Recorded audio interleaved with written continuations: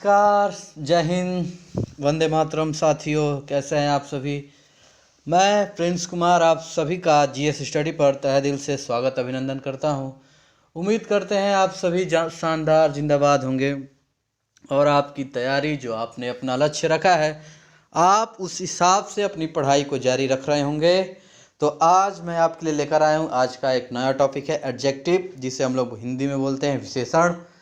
तो आप सभी को बता दें, वैसे तो इस चैनल पर जीएस के ही नोट्स बनाने के लिए आपको बताया गया था कि जीएस के नोट्स आपको फ्री में उपलब्ध करवाए जाएंगे।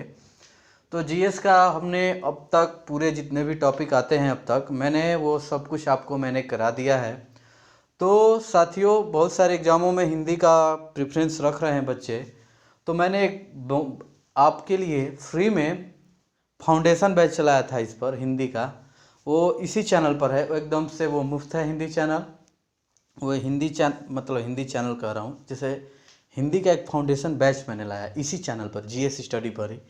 आप वीडियो जब खोलेंगे, इस चैनल पर जाएंगे और वीडियो में देखेंगे तो एकदम क्रमबद्ध चीज़ों को बताया गया, यानी लाइन वाइज पूरा। और हिंदी का जो मैंने पहला क्लास इस पर शुरू किया था, मैंने उसमें विस्तार पूर्वक से सब कुछ डिटेल में बताया हुआ है कि हमें क्या क्या पढ़ना है, किस हिसाब से पढ़ना है। और इस क्लास को मैं जब लूँगा तो इस क्लास में आपको नोट्स भी मिल जाएगा, क्लास भी मिलेगा और प्रीवियस ईयर क्वेश्चन भी इसी में मिलेंगे। ठीक है, तो चलिए आज का टॉपिक शुरू करते हैं। विशेषण ऐसा नहीं है कि ये फाउंडेशन बैच तो है, लेकिन इसमें आप हर चीज़ को, इस बात को ध्यान में रखा गया है कि अगर कोई बच्चा पहली बार भी अगर इस वीडियो को देखे, जो एडजेक्टिव का, विशेषण का वह भी ना जानता हो, अगर वह इस क्लास को देखे तो वह इस चीज़ को आसानी से समझ जाए।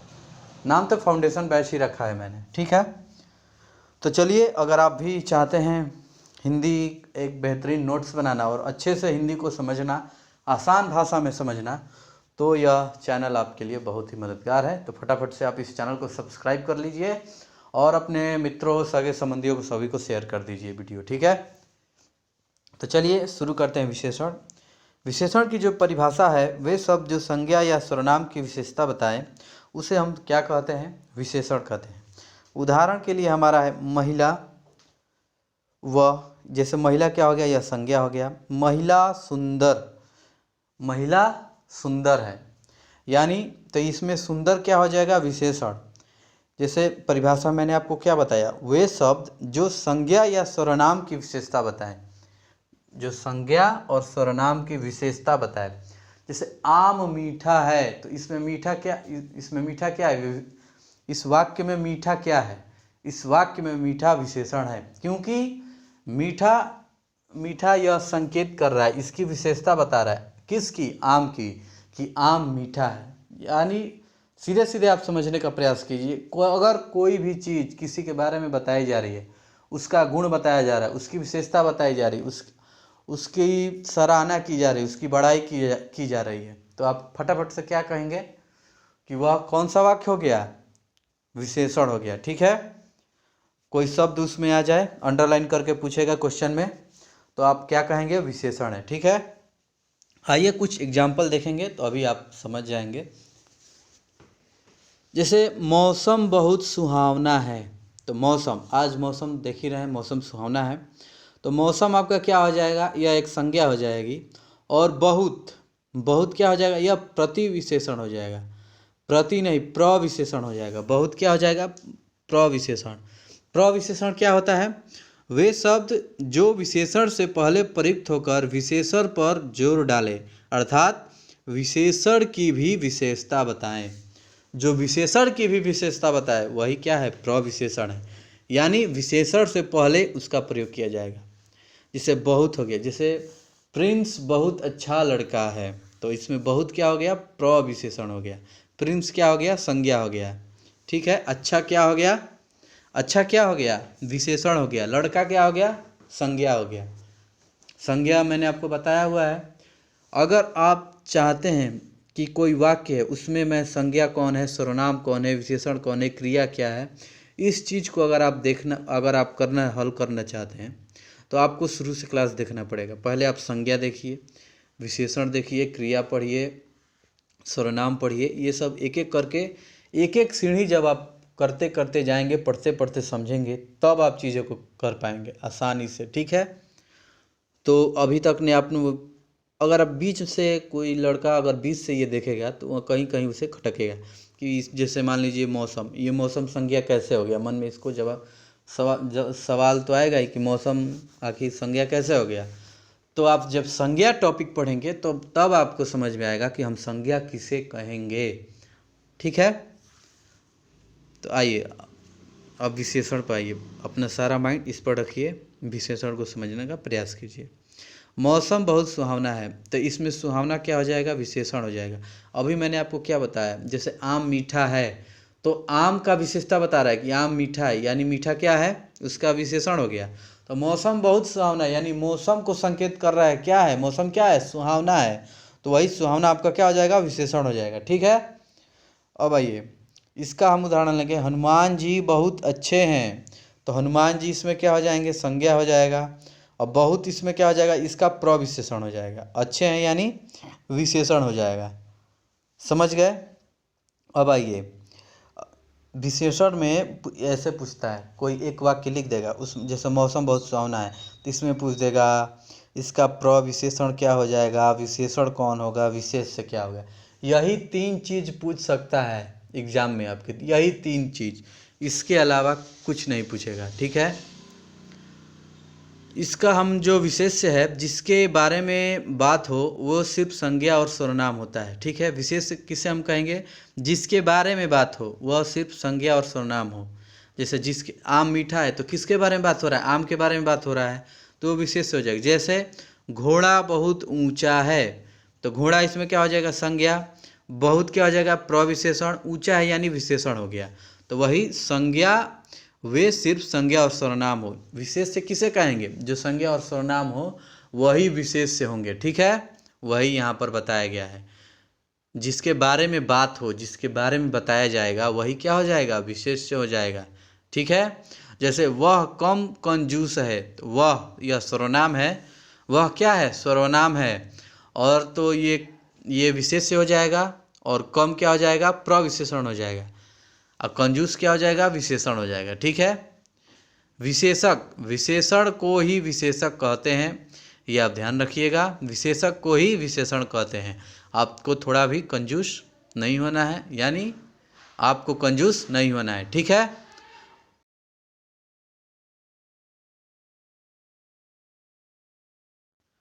तो आपको कंजूस नहीं होना है। ठीक है, अब आइए विशेषण के भेद जानते हैं। आखिर विशेषण के भेद कितने हैं, स्थान के आधार पर और संरचना के आधार पर हम जानेंगे कि विशेषण के कितने भेद हैं। स्थान के आधार पर विशेषण के 2 प्रकार होता है। विशेषण का कितना प्रकार होता है, स्थान के आधार पर क्वेश्चन पूछेगा,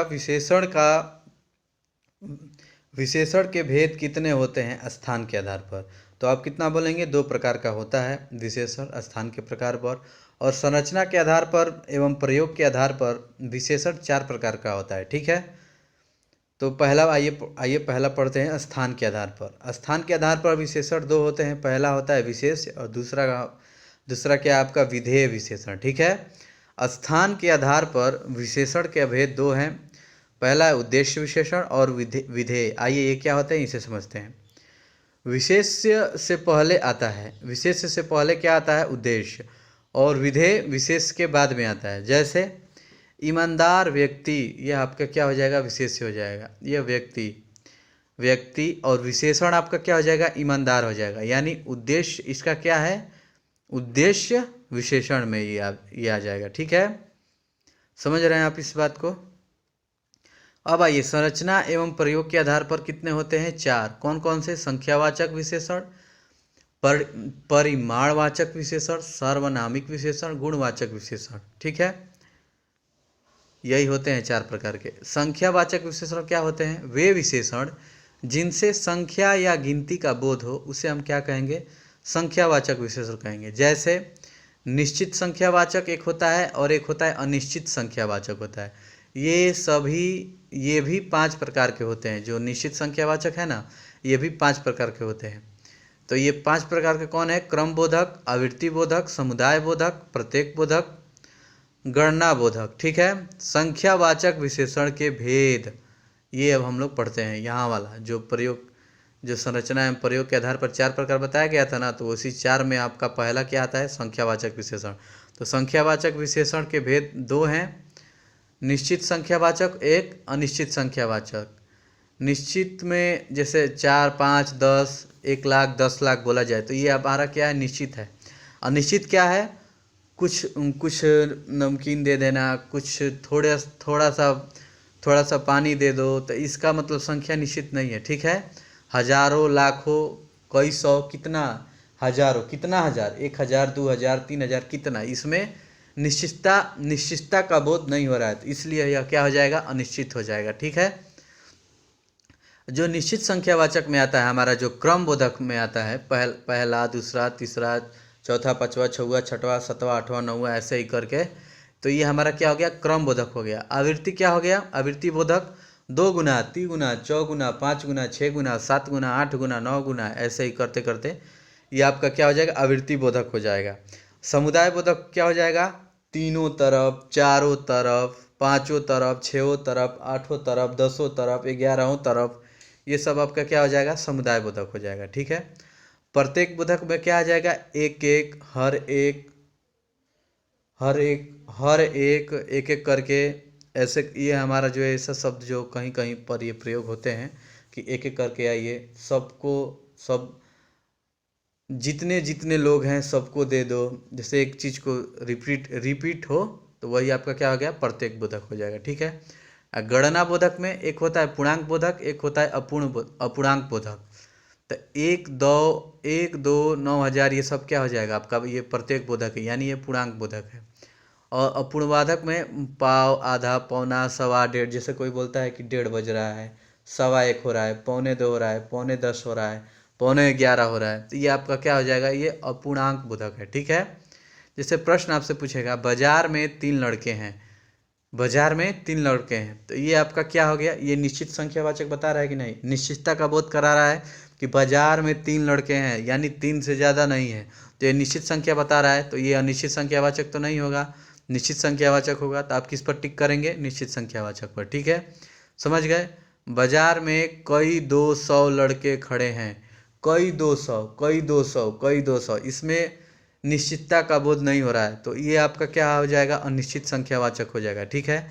माँ ने 2 दर्जन केले खरीदने को बोले हैं, माँ ने 2 दर्जन केले खरीदे, तो ये हमारा क्या हो गया, निश्चय संख्यावाचक, ठीक है।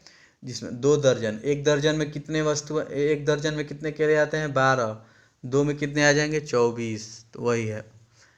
राधा 5वीं मंजिल पर रहती है, ये निश्चय क्रमवाचक में आएगा, ठीक है। पहली, दूसरी, तीसरी, चौथी, 5वीं, ये हमारा क्या हो जाएगा, निश्चय, ये हमारा निश्चय क्रमवाचक में आ जाएगा, ठीक है। इसमें क्रम कब दिखा रहा है, जैसा मैंने यहाँ पर बताया ना, क्रम बोधक संख्यावाचक में वही बता रहा है, पहला, दूसरा, तीसरा, तो उसमें 5वीं वो आ गया ना, 5वीं मंजिल पर आती है, तो निश्चय क्रमवाचक हम लोग बोलेंगे, ठीक है, समझ गए। अब देखिए,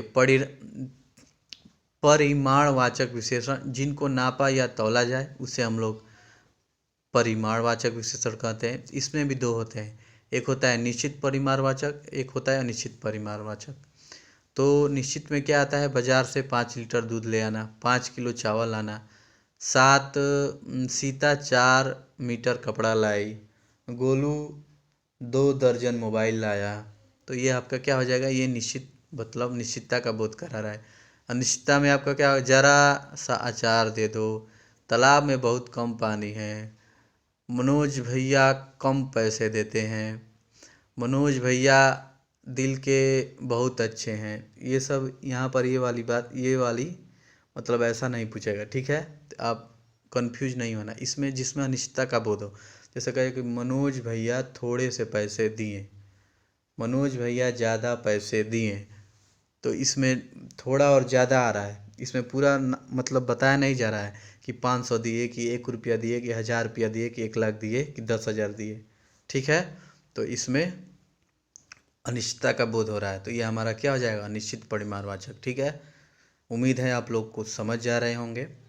सर, अगर कहीं आपको कुछ दिक्कत लगे तो आप फटाफट से क्या कीजिएगा, कमेंट बॉक्स में आप अपना प्रश्न दे दीजिएगा, ठीक है। अब आइए, सर्वनामिक विशेषण में होता है वाक्य में शुरू में सर्वनाम और उसके तुरंत बाद संज्ञा शब्द आए, उसे हम लोग क्या कहते हैं, सर्वनामिक विशेषण। जैसे यह कुत्ता मेरा है, यह तालाब मेरा है, यह जगह मेरा है, यह बैग मेरा है, यह बोतल मेरा है, यह सोफा उसका है, ठीक है, यह मोबाइल उसका है, कोई व्यक्ति छत पर खड़ा है।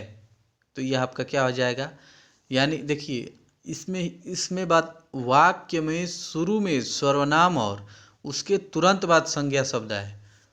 वाक्य के शुरू में क्या आएगा, सर्वनाम आएगा और उसके तुरंत बाद संज्ञा शब्द आएगा।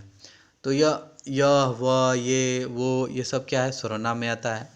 जैसे कुत्ता, तोता, ये सब जो भी नेमिंग वर्ड जितने हैं नाम वाले, वो सब संज्ञा में आते हैं।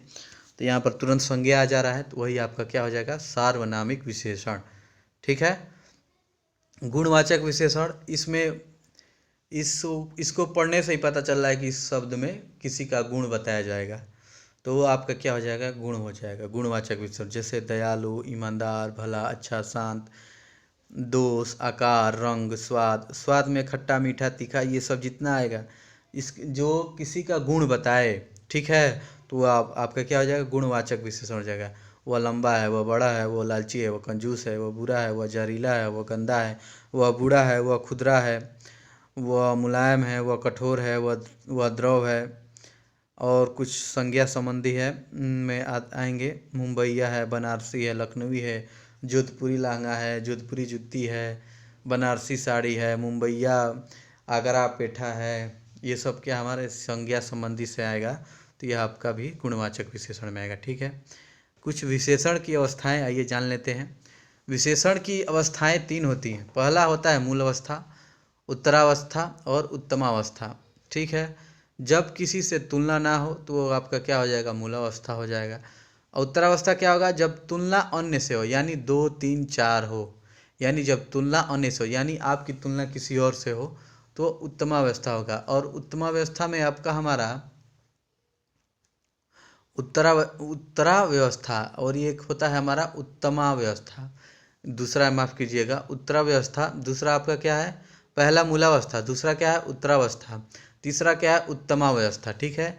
जब तुलना सबसे हो, जब तुलना एक से हो, जैसे आपके पिताजी तुलना करेंगे कि शर्मा जी का लड़का बहुत अच्छा है, तुम बहुत बुरे हो। शर्मा जी का लड़का नीट क्वालिफाई कर दिया और एक तुम हो कि तुमसे एसएससी नहीं निकल रहा है। तो आप यानी शर्मा जी का लड़का, यानी शर्मा जी का एक लड़का है, तो आपकी तुलना उनसे हो रही है, तो ये हमारा क्या हो गया, उत्तराव्यवस्था हो जाएगा, ठीक है। और उत्तमावस्था क्या हो जाएगा, जब तुलना सबसे हो। जैसे बोलेंगे कि नंदलाल जी का लड़का पूरा नीट टॉपर है, यानी पूरा क्या है, इंडिया टॉपर में उसकी फर्स्ट रैंक आई है, नीट क्वालिफाई मतलब नीट का एग्ज़ाम उसने दिया तो फर्स्ट रैंक आया, तो वो आपको वहाँ से तुलना करेंगे कि उतने सारे बच्चों से तुलना हुआ, सबसे तुलना हुआ कि नहीं हुआ, कि सबसे बहुत अच्छा वो लड़का है तो फर्स्ट रैंक लाया, यानी वो सबसे अच्छा है, यानी सब लड़कों से तुलना, वो सबसे ज़्यादा बुद्धिमान है, ठीक है, उससे वहाँ पर तुलना की जाए, यानी सबसे हो रही। जैसे करेला सबसे कड़वा होता है, तो अब जैसे करेला आ गया तो करेला की तुलना किससे हुई, सबसे हो गई, यानी आम से भी, आम तो मीठा है, मिर्चा से भी सबसे हो गया कि सबसे कड़वा होता है, ठीक है। राम सबसे ईमानदार है, जैसे राम जी की तुलना हो रही है कि राम जी सबसे ईमानदार हैं, यानी राम जी जैसा कोई ईमानदार व्यक्ति नहीं है। राजा हरिश्चंद्र सत्यवादी व्यक्ति थे, तो यानी राजा हरिश्चंद्र का तुलना हो रहा है सबसे कि उनके जैसा सत्यवादी कोई नहीं था, ठीक है, उसी को बताया गया है। यहीं तक था आपका।